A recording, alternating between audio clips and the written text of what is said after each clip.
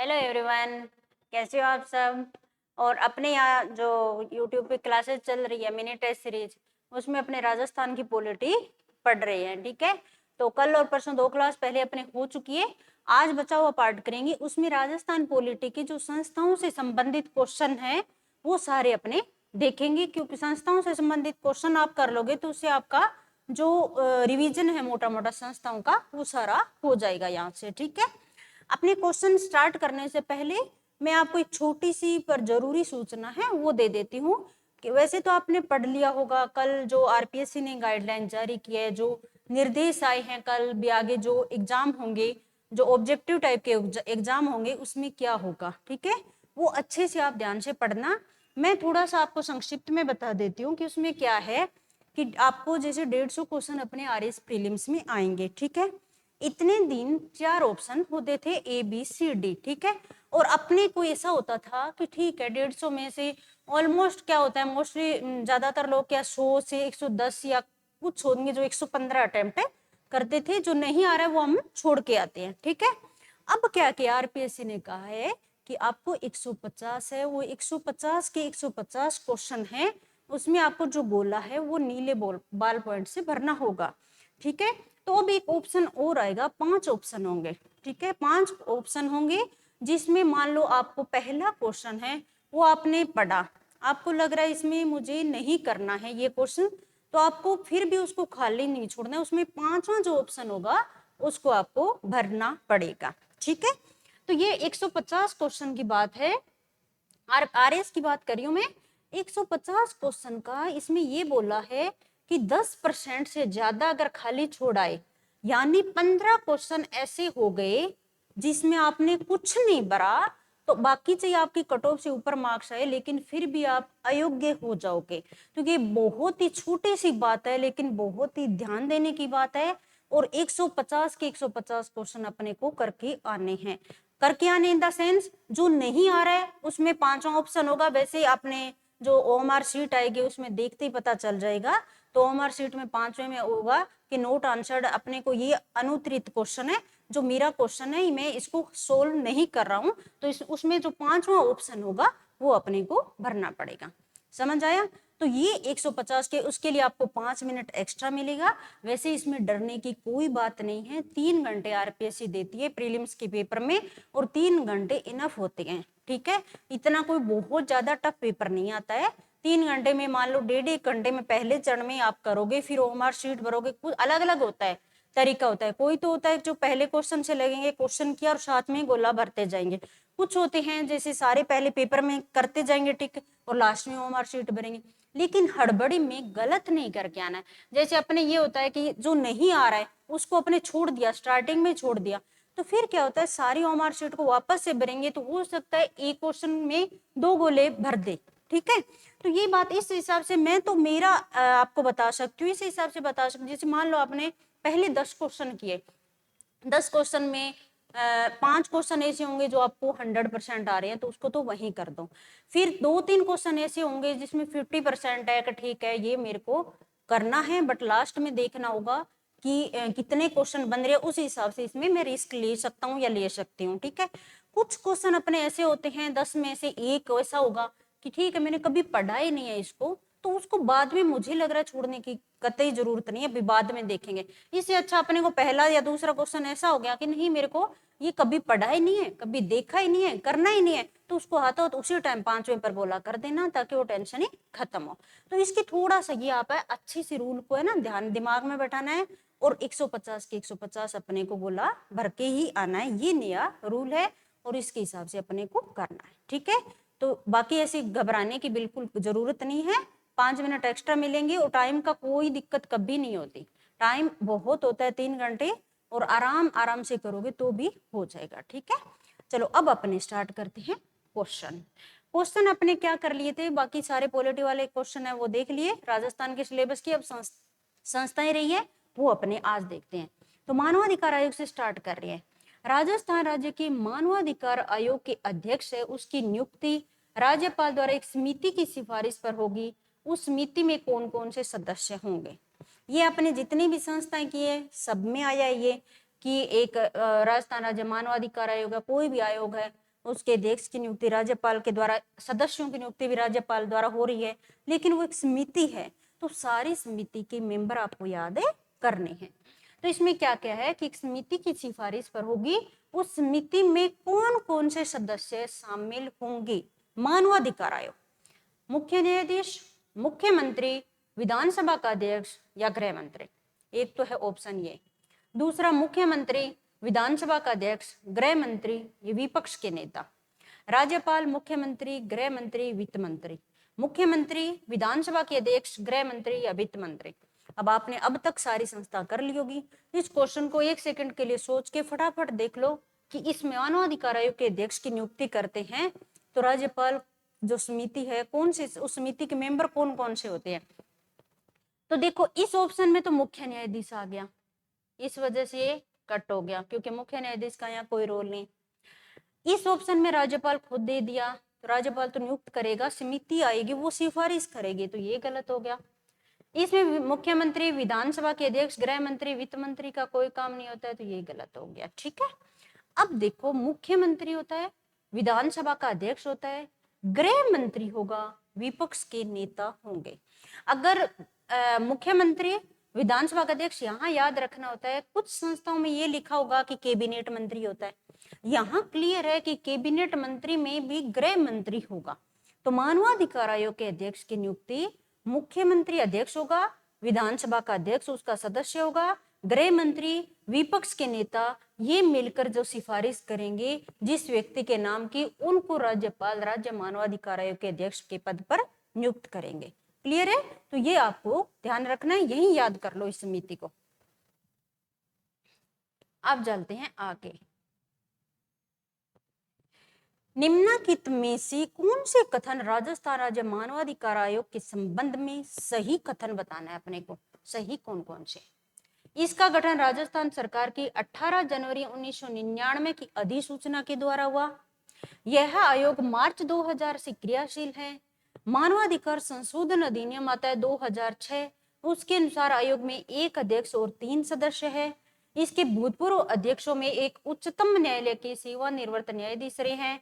सही उत्तर का चयन करके अपने कूट, नीचे दिए गए कूट से सही उत्तर का सिलेक्ट करना है आपको। ठीक है, तो इसमें देखो अधिसूचना 18 जनवरी 1999 की आई, बिल्कुल सही है। मार्च 2000 से क्रियाशील हुआ, ये भी सही है। यहाँ जब मानवाधिकार संरक्षण अधिनियम 2006 में संशोधन हो रहा है, उसमें एक अध्यक्ष और 2 सदस्यों का प्रावधान है। ठीक है, अब ये भी पूछ सकते हैं आपका कि जब मूल मानवाधिकार आयोग स्टार्टिंग में जब 1993 का अधिनियम है, उसके तहत मानवाधिकार आयोग का गठन, ये तो 2006 अपने गठन कब हो रहा है, 18 जनवरी 1999 को हो रहा है, मार्च 2000 से क्रियाशील है। तो उस दौरान कितने सदस्य थे, तो उस दौरान थे एक अध्यक्ष प्लस 4 सदस्य और 4 सदस्य। ठीक है, फिर 2006 में संशोधन किया, तब 4 सदस्यों की संख्या घटाकर 2 सदस्य कर दिए, ये नया था, तो यहाँ 3 सदस्य दे दिया, इस वजह से ये स्टेटमेंट हो गया गलत। ठीक है, इसके भूतपूर्व अध्यक्षों में से एक उच्चतम न्यायालय के सेवानिवृत्त न्यायाधीश रहे, तो ये भी आपका सही है। अब तीसरा गलत हो गया, तो तीसरा ऑप्शन निकाल दो। ठीक है, तो ये तीनों स्टेटमेंट ये गलत हो गए, आपका आंसर ये 1 2 4 आ गया। ठीक है, 1 2 4 ये आपका सही उत्तर हो जाएगा।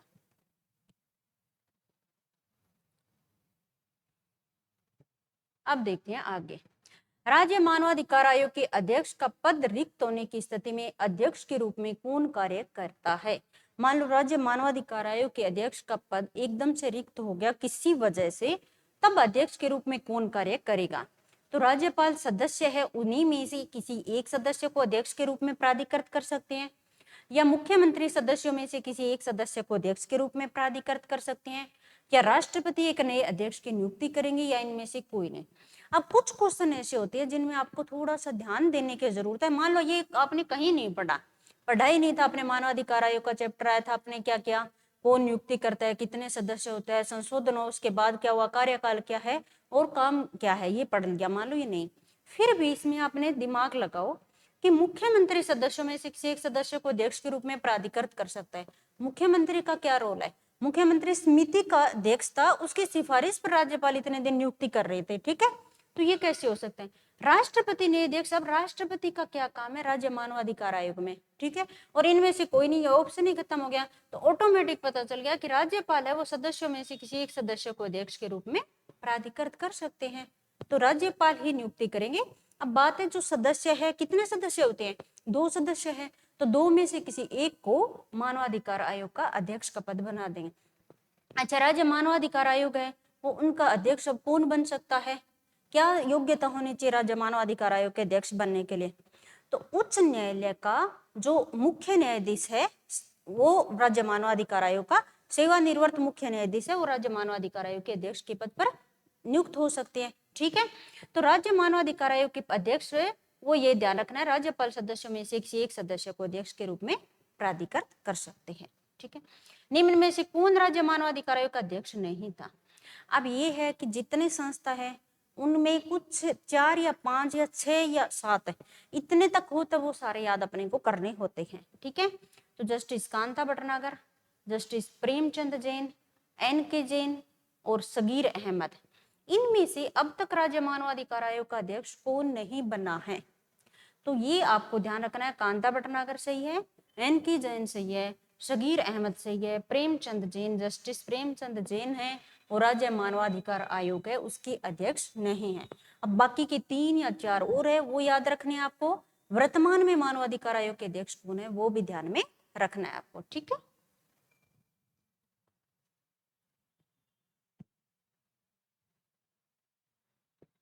निम्न में से कौन सा राज्य मानवाधिकार आयोग का कार्य नहीं है?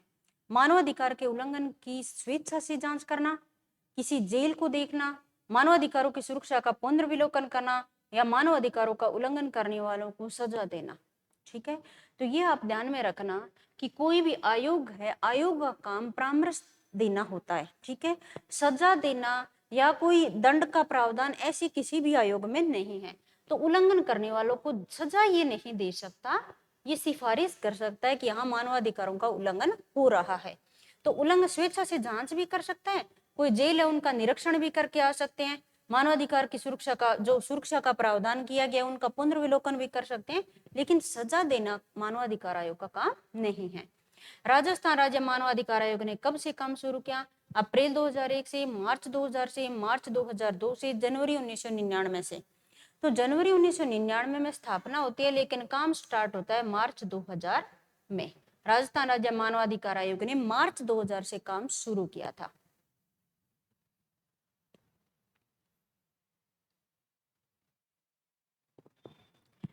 राज्य मानवाधिकार आयोग कितने साल की अवधि के भीतर के मामलों की सुनवाई करता है ये भी ध्यान में रखना है। भी मानवाधिकार आयोग है तो कोई समय सीमा निश्चित की हुई है क्या कि इस टाइम तक के मानवाधिकारों का हनन हो रहा है तो उनकी जांच कर सकते हैं? तो बिल्कुल है, 1 साल के भीतर तक के मामलों की सुनवाई कर सकते हैं। राज्य मानवाधिकार आयोग 1 वर्ष की अवधि के भीतर के मामलों की सुनवाई करता है। अब क्या है, राज्य मानवाधिकार आयोग एक संवैधानिक निकाय है। वर्तमान में आयोग के सदस्यों का कार्यकाल 3 साल अथवा 70 साल की आयु पूर्ण होने तक है। कौन सा कथन सही है? तो क्या ये संवैधानिक निकाय है? बिल्कुल नहीं है, ये गैर संवैधानिक है लेकिन सांविधिक विधि के द्वारा स्थापित निकाय है। तो संस्थाएं आपके सिलेबस में 5 या 6 है, सबसे पहले ये देखो कि उनमें कौन सी संवैधानिक है और कौन सी गैर संवैधानिक है। संवैधानिक मतलब जो संविधान के अनुच्छेद में प्रावधान है जिसका, जैसे राजस्थान लोक सेवा आयोग वो एक संवैधानिक निकाय है। राज्य निर्वाचन आयोग जो 73वें संविधान संशोधन और 74वें संविधान संशोधन अधिनियम से संस्था बनी है। अब राज्य मानवाधिकार आयोग है ये एक गैर संवैधानिक है जिसका संविधान में कहीं प्रावधान नहीं है, लेकिन गैर संवैधानिक तो है पर कोई तो इसका रूप होगा, तो ये सांविधिक निकाय है, सांविधिक निकाय है, ठीक है। और इसके वर्तमान में आयोग का सदस्यों कार्यकाल 3 वर्ष अथवा 70 साल की आयु पूर्ण होने तक है। तो ये स्टेटमेंट बिल्कुल सही है। तो आपका सही आंसर हो जाएगा केवल 2, यानी बी आपका सही आंसर हो जाएगा, ठीक है। अब राजस्थान लोक सेवा आयोग आ गया। राजस्थान लोक सेवा आयोग का अध्यक्ष और सदस्यों की नियुक्ति की जाती है केंद्रीय मंत्रिपरिषद, राज्यपाल की सलाह पर राष्ट्रपति के द्वारा, मुख्यमंत्री की सलाह पर राज्यपाल के द्वारा या प्रधानमंत्री की सलाह पर राष्ट्रपति के द्वारा? तो मुख्यमंत्री की सलाह पर राज्यपाल के द्वारा राजस्थान लोक सेवा आयोग आरपीएससी के अध्यक्ष और सदस्यों की नियुक्ति की जाती है। अब जब ये क्वेश्चन करो तो साथ में ये भी कर लेना कि इनको हटाया कैसे जाता है, इनका कार्यकाल क्या होता है, ठीक है। तो साथ साथ में आपको संस्थाएं सारी वो रिवीजन हो जाएगी। 1956 में राज्य पुनर्गठन के बाद किस समिति की सिफारिश पर राजस्थान लोक सेवा आयोग को अजमेर स्थानांतरित किया गया? अजमेर स्थानांतरित किया गया। पहले कहाँ था? पहले जयपुर था, तो अजमेर स्थानांतरित किया। तो कोई समिति आई थी, सत्यनारायण समिति, प्रशासनिक सुधार आयोग, सादिक अली समिति या BR पटेल समिति? तो सत्यनारायण राव समिति है, उनकी सिफारिश पर जो राजस्थान लोक सेवा आयोग है उसको अजमेर स्थानांतरित किया गया 1956 में राज्य का पुनर्गठन हुआ था उसके बाद में, ठीक है, ये ध्यान में रखना है।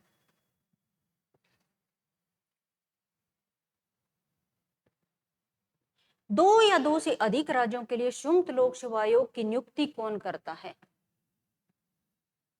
नियुक्ति कौन करता है?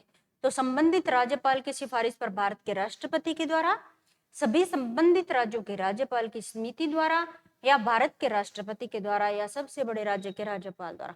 दो या दो से ज्यादा राज्य है उनके लिए एक संयुक्त लोक सेवा आयोग बनाया जा सकता है, तो बिल्कुल बनाया जा सकता है।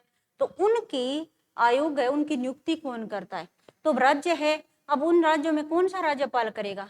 तो इस वजह से ये काम करते हैं भारत के राष्ट्रपति के द्वारा, ठीक है। भारत के राष्ट्रपति के द्वारा दो या दो से अधिक राज्यों के लिए संयुक्त लोक सेवा आयोग का गठन करना होता है, तो राष्ट्रपति करते हैं, ठीक है। राजस्थान लोक सेवा आयोग के सदस्यों का कार्यकाल कितना होता है? कार्यकाल सबका याद करना है आपको, 6 वर्ष, 6 वर्ष अथवा 62 साल की आयु, 62 साल की आयु है या फिर कार्यकाल नहीं है, या 6 साल अथवा 65 साल की आयु। तो राजस्थान लोक सेवा आयोग के सदस्यों का कार्यकाल है 6 वर्ष अथवा 62 वर्ष की आयु, जो भी पहले होता है वो कार्यकाल, ठीक है। और संघ लोक सेवा आयोग कहेंगे तो 6 वर्ष अथवा 65 वर्ष हो जाएगा, इतना ही है। एज का फर्क है, वो 6 वर्ष दोनों में समान है, ठीक है।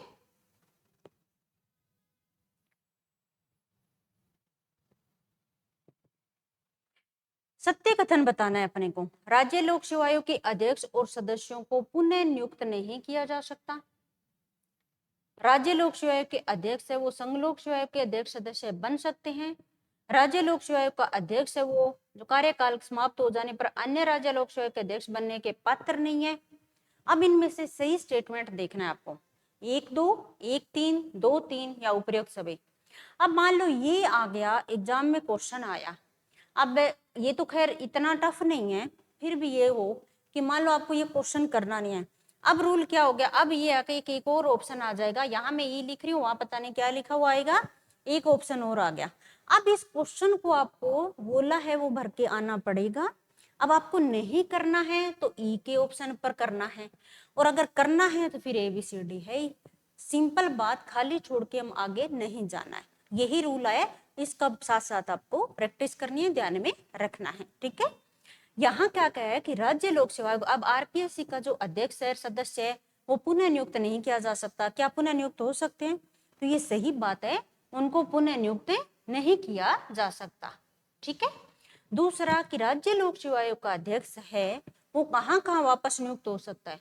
तो वो संघ लोक सेवा आयोग का सदस्य भी बन सकता है और संघ लोक सेवा आयोग का अध्यक्ष भी बन सकता है, क्योंकि राज्य लोक सेवा आयोग से ऊपरी संस्था है संघ लोक सेवा आयोग, तो उनका सदस्य भी बन सकते हैं और अध्यक्ष है। और उनकी क्या है, 6 वर्ष 65 साल है, यहाँ क्या है 62 साल है, तो 3 साल एज का भी है, तो वहां सदस्य और अध्यक्ष बन सकते हैं, तो बिल्कुल बन सकते हैं, ये सही है। तीसरा स्टेटमेंट क्या कह रही है कि राज्य लोक सेवा आयोग का अध्यक्ष है, यहाँ अपने हो गया कार्यकाल का समाप्त, खत्म हो गया, तो अन्य राज्य लोक सेवा का अध्यक्ष बनने के लिए पात्र नहीं है, ये स्टेटमेंट ये बोल रहा है। जबकि राज्य लोक सेवा आयोग का अध्यक्ष है वो अन्य राज्य लोक सेवा आयोग का अध्यक्ष बन सकता है, बस शर्त ये है कि उसकी आयु 62 साल से नीचे होनी चाहिए। ऐसा नहीं है कि 62 साल आयु पूरी हो गई तब तो वो कहीं अन्य राज्य लोक सेवा का अध्यक्ष नहीं बन सकता, लेकिन 62 वर्ष की अगर एज कंप्लीट नहीं हुई है, टाइम है, तो वो अन्य राज्य लोक सेवा का अध्यक्ष बनने के लिए पात्र है।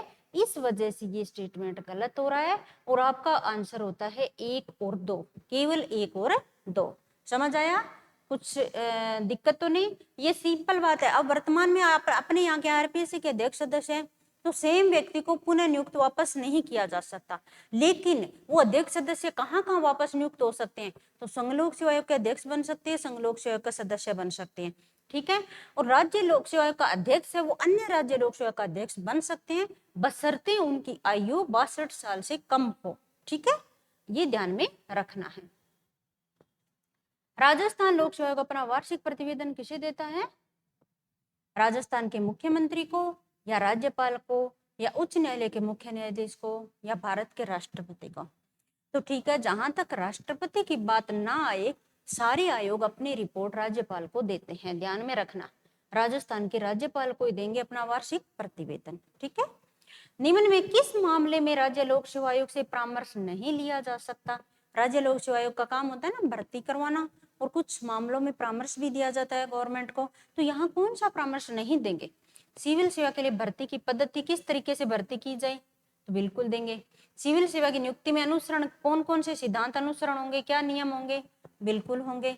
सिविल सेवा में प्रोन्नति और एक सेवा से दूसरी सेवा में अंतरण के लिए अनुसरण किए जाने वाले सिद्धांतों पर, तो ये भी होगा। लेकिन सिविल सेवा पर स्थानांतरण, अब ट्रांसफर करना है, तो वहां राज्य लोक सेवा आयोग से कोई परामर्श नहीं लिया जाएगा, ठीक है। सिविल सेवा का स्थानांतरण के मामले में राज्य लोक सेवा आयोग से परामर्श नहीं लिया जाएगा।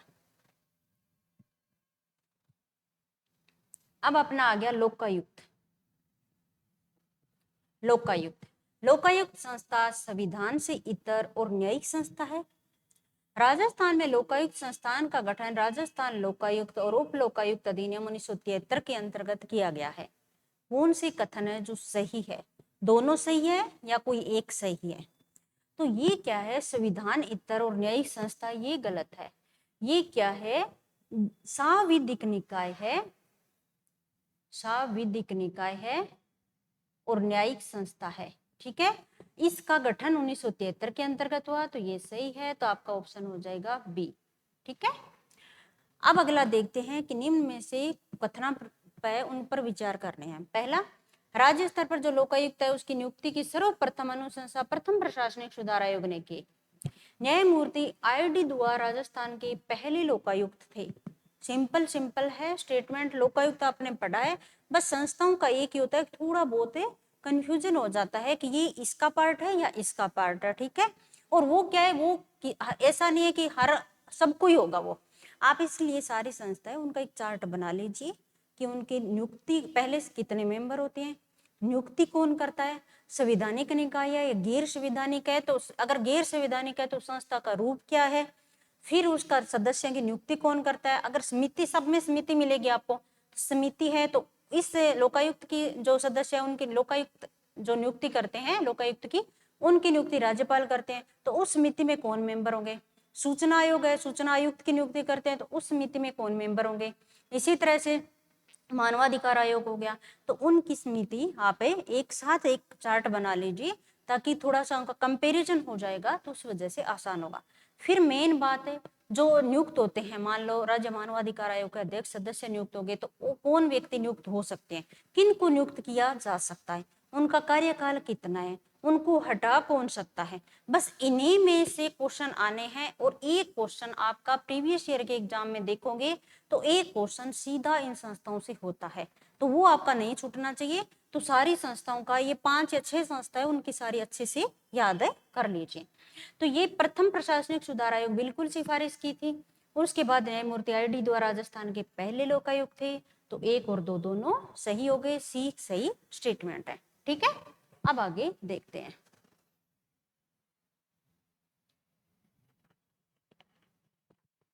अब राजस्थान में लोकायुक्त का कार्यकाल पूछ लिया, 5 वर्ष या 65 साल जो भी पहले हो, 5 वर्ष या 62 वर्ष जो भी पहले हो, 4 वर्ष या 60 वर्ष, 8 वर्ष या 65 वर्ष, ठीक है। तो 5 वर्ष या 65 वर्ष है, ध्यान रखना लोकायुक्त एकमात्र है जो 5 के साथ 65 है। वहां राजस्थान लोक सेवा आयोग अपने क्या पढ़ा था, 6 साल या 62 साल, 65 साल है, 5 65 है आपके लोकायुक्त की। और मानवाधिकार का आयोग के अभी करके आए क्या था, 3 वर्ष या 70 वर्ष की आयु जो भी पहले हो, ठीक है। लोकायुक्त के 5 साल या 65 जो भी पहले हो। अब 8 65 नहीं लगाना है, ये एक बार 8 वर्ष किया था लेकिन वापस अब कर दिया 5 वर्ष या 65 वर्ष, तो ये आपको ध्यान में रखना है। ठीक है। अब राजस्थान में लोकायुक्त के पद से संबंधित निम्नलिखित कथनों पर विचार कीजिए। राज्यपाल लोकायुक्त की नियुक्ति करेंगे। लोकायुक्त को देय वेतन, भत्ते, पेंशन राजस्थान उच्च न्यायालय के मुख्य न्यायाधीश के समकक्ष होंगे। राजस्थान के मुख्यमंत्री के विरुद्ध शिकायत का अन्वेषण लोकायुक्त द्वारा नहीं किया जा सकेगा। अब आपको सही उत्तर चयन करना है। तो पहली बात, नियुक्ति कौन करेंगे? राज्यपाल। तो राज्यपाल बिल्कुल करेंगे। एक समिति आएगी, अब समिति वाला क्वेश्चन आगे देखेंगे। दूसरा, लोकायुक्त को जो वेतन देते हैं, भत्ते, पेंशन मिलती है, वो राजस्थान उच्च न्यायालय के मुख्य न्यायाधीश के बराबर होता है क्या? तो बिल्कुल बराबर होता है। तीसरा, मुख्यमंत्री इनके दायरे से बाहर है, तो बिल्कुल दायरे से बाहर है। तो ए और बी, 2 और ए 3, तीनों स्टेटमेंट आपके सही हो जाते हैं। और मैंने पहले जो प्रीवियस ईयर के क्वेश्चन बनाए थे उसमें मैंने अभी बताया था आपको कि 2 चार्ट याद करना है। लोकायुक्त के दायरे में कौन कौन आता है और लोकायुक्त के दायरे से वंचित कौन कौन है, और दोनों में से हर कई बार मतलब पिछले 2 बार से तो लगातार क्वेश्चन आ रहा है कि कौन दायरे से में आता है, कौन दायरे से बाहर है। तो दोनों सा जो आपको याद है करना है। ठीक है। अब आगे देखते हैं।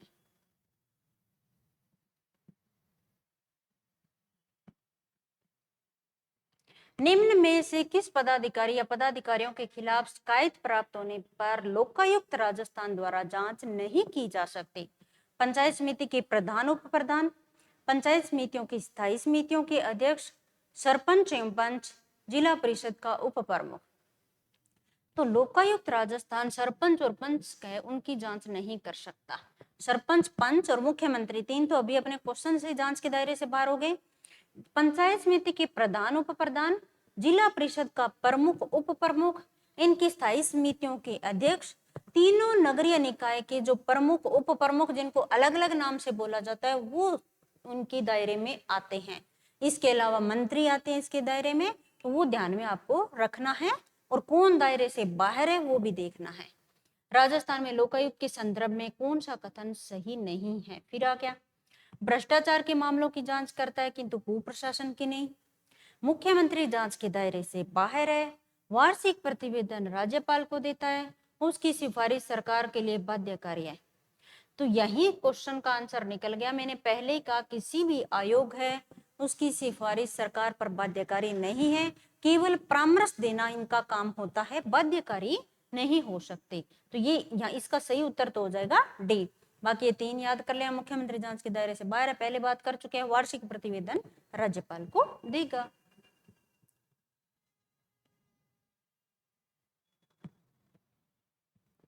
राजस्थान सूचना आयोग का गठन कब हुआ? 18 अप्रैल 2005, 18 अप्रैल 2006, 18 अप्रैल 2007, 18 अप्रैल 2008। और इसी टाइप के क्वेश्चन ऐसे ही आते हैं कि सेम डेट दे देंगे, 5 6 7 8 लगा देंगे। अब आपको एग्जैक्ट पता होना चाहिए। यहाँ क्या पता तो सबको खैर रहता है, जल्दबाजी में 5 और 6 में हो जाता है। तो आपको ध्यान रखना है 18 अप्रैल 2006 में राजस्थान सूचना आयोग का गठन हुआ था। सूचना का अधिकार अधिनियम 2005 आता है, उसके बाद में 18 अप्रैल 2006 को सूचना आयोग का गठन कर दिया जाता है। अब फिर आगे वही क्वेश्चन, कौन सा एक राज्य मुख्य सूचना आयुक्त है और राज्य सूचना आयुक्त की नियुक्ति के लिए गठित समिति का सदस्य नहीं होता? अब सूचना आयोग का गठन के लिए भी राज्यपाल को एक समिति सिफारिश करेगी। अब उस समिति के सदस्य कौन नहीं होता? राज्य का मुख्यमंत्री। मुख्यमंत्री सभी समिति का मेंबर होता है, एक तो ये ध्यान में रखो। राज्यपाल द्वारा नाम निर्देशित उच्च न्यायालय, यहाँ न्यायालय है, उच्च न्यायालय का न्यायाधीश, राज्य विधानसभा में विपक्ष का नेता, मुख्यमंत्री द्वारा नाम निर्देशित एक मंत्रिमंडलीय मंत्री। तो एक बात ध्यान में रखना, उच्च न्यायालय का न्यायाधीश है वो लोकायुक्त है, उसकी नियुक्ति करेंगे तब सिफारिश करेगा, बाकी न्यायाधीश कहीं नहीं आएगा। ठीक है, तो ये ध्यान में रखना। तो इसका सही आंसर तो ये हो जाएगा। तो मुख्यमंत्री, विपक्ष का नेता और एक कैबिनेट मंत्री सिफारिश करेंगे तब राज्यपाल मुख्य सूचना आयुक्त और अन्य राज्य सूचना आयुक्त की नियुक्ति करेंगे। ठीक है, तो इस समिति यही याद है कर लो। बाकी मानवाधिकार आयोग की हो चुकी है, लोकायुक्त की पता ही चल गया कौन उस समिति का मेंबर हो सकता है। बाकी 1 2 संस्था हो रही है वो आप देख लेना।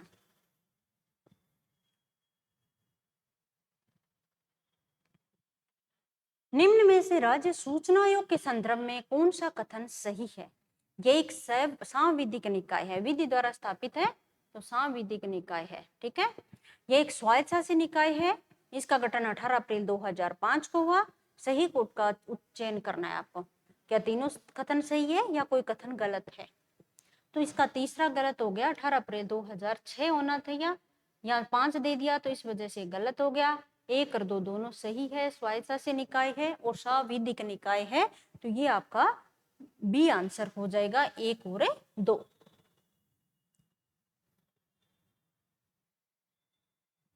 अब थोड़ा राज्य निर्वाचन आयोग की भी देख लेते हैं। राज्य निर्वाचन आयोग एक संवैधानिक संस्था है। तो आप पहले संस्था पढ़ोगे, मैंने बताया कि सबसे पहले देखना ये कौन सी संवैधानिक है, कौन सी गैर संवैधानिक है। तो संवैधानिक है ही, क्योंकि 73वें संविधान संशोधन के द्वारा इसको लाया गया है। ये एक सदनीय निकाय, एक सदस्य ही लगाना है, सदनीय नहीं, एक सदस्य, एक सदस्य, एक सदस्य। ठीक है, तो एक सदस्य निकाय है, तो बिल्कुल सही है, संवैधानिक संस्था है और एक सदस्य निकाय है राज्य निर्वाचन आयोग। ठीक है, राजस्थान की निर्वाचन आयोग है, उसके बारे में अपने को निम्नलिखित कथनों पर विचार करना है। इसका गठन भारतीय संविधान के अनुच्छेद 243 के अंतर्गत जुलाई 1994 में किया गया। यह एक बहुसदस्यीय आयोग है जिसका प्रमुख राज्य निर्वाचन आयुक्त होता है। इसका एक सचिव होता है जो राज्य का निर्वाचन अधिकारी होता है। यह पंचायती राज संस्था और नगरीय निकाय के लिए मतदाता सूची तैयार करता है और चुनाव करवाता है। सही स्टेटमेंट बताने आपको कौन कौन सा है, चारों सही है या कोई 3 सही है या कोई 2 है। तो देखो 243 के तहत गठन हुआ है, जुलाई 94 में हुआ है, बिल्कुल ठीक है। बहु सदस्य नहीं है, एक सदस्य है, इस वजह से ध्यान में रखना होता है कि जो कोई भी आयोग है वो उसके सदस्य कितने हैं। तो ये एक सदस्य है, बहु सदस्य नहीं है, इस वजह से ये गलत हो गया। 2 गलत हो गया, तो ये गलत हो गया और ये गलत हो गया। ठीक है, अब इसका एक सचिव होता है जो राज्य का निर्वाचन अधिकारी होता है, बिल्कुल होता है, एक सचिव होता है, संस्था का सचिव तो होगा ही। फिर पंचायती राज संस्था और नगरीय निकायों के लिए मतदाता सूची तैयार करता है और चुनाव करवाता है। तो 1, 3 और 4 ये सही हो जाएगा। और आपको ध्यान में रखना, एक बार क्वेश्चन आया था राज्य चुनाव आयोग का, ये निर्वाचन आयोग का ही, तो उसके कार्य दिए हुए थे। आपको हमेशा ध्यान रखना है इसके 2 ही काम होते हैं राज्य निर्वाचन आयोग के। जो पंचायती राज संस्था है, नगरीय निकाय है, दोनों के लिए मतदाता सूची तैयार करना और उनका चुनाव करवाना। इसके अलावा कोई भी कार्य दिया हो आपको उनको नहीं मान करना है। ठीक है, तो इसको कार्य दिए हो तो ही आपको उसको मतलब उसको सही टिक करना है, बाकी को छोड़ देना है। मतदाता सूची तैयार करना और चुनाव करवाना, ये ध्यान में रखना है आपको। तो ये अपने जो पॉलिटिक्स से रिलेटेड क्वेश्चन थे वो अपने यहाँ की है और संस्थाओं से संबंधित है। अब जब संस्था करो तो साथ साथ फटाफट सारी संस्था को रिवीजन कर देते हैं ना, और इससे बचे हुए कोई आपको लगे कि ये भी क्वेश्चन बनना चाहिए तो वो आपके माइंड में आ जाएंगे। तो ठीक है, आज हम यही खत्म करते हैं। और वो जो रूल है वो अच्छे से एक बार और पढ़ना, एग्जाम जाने से पहले भी अच्छे से देखना, उसकी मतलब दिमाग में बैठा लो उसको, अच्छे से उसकी प्रैक्टिस करो। तो भी ध्यान में रखना है अब कि अब मान लो पेपर दे रहे हो, आप तभी टेस्ट पेपर दे रहे हो, तो उसमें भी आपको दिमाग में लगाना है कि ठीक है ये मेरे को नहीं आ रहा है लेकिन मुझे बोला तो कला करना होगा, ताकि वो हैबिट बन जाएगी, फिर आपके कोई दिक्कत नहीं होगी। ठीक है, तो आज हम यही खत्म करते हैं। Thank you so much.